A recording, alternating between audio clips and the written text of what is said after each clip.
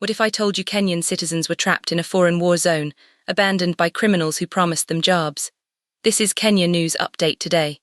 In the next 4 minutes, you'll discover how over 300 Kenyans were rescued from illegal scam compounds in Myanmar, and why 7 are still waiting to come home. But here's the twist: their rescue sparked a violent conflict between governments and rebel groups. Meet the Kenyan diaspora workers who answered what they thought were legitimate job offers. Nurses, drivers, IT specialists, ordinary Kenyans seeking better opportunities abroad. Their journey took them to remote border regions in Karen State, Myanmar, near Thailand. But here's what nobody told them: they were walking into online fraud compounds run by international criminal syndicates. Protected by rebel groups, these hubs became flashpoints of crime and exploitation. For months they worked under false promises, trapped in remote compounds. But then something shocking happened. In September 2025, the Myanmar government launched massive raids. We're talking arrests, seizures, bombings, and demolitions.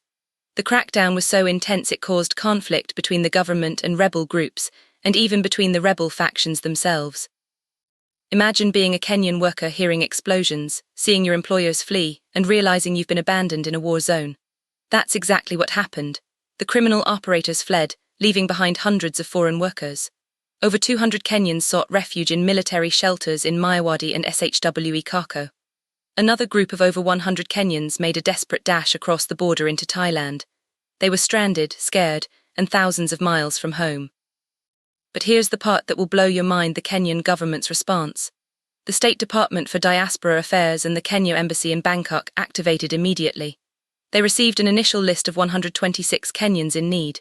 And then they did something brilliant: they created WhatsApp groups linking next of kin for real-time updates. Picture this: families in Kenya coordinating with officials in Bangkok, arranging tickets, sharing documents, all through their phones. The smell of hope through a smartphone screen, the sound of a plane ticket confirmation, the relief of seeing a loved one's name on a repatriation list. Through this digital lifeline, 119 Kenyans have been successfully brought back home. But here's what nobody's talking about: the 7 who remain.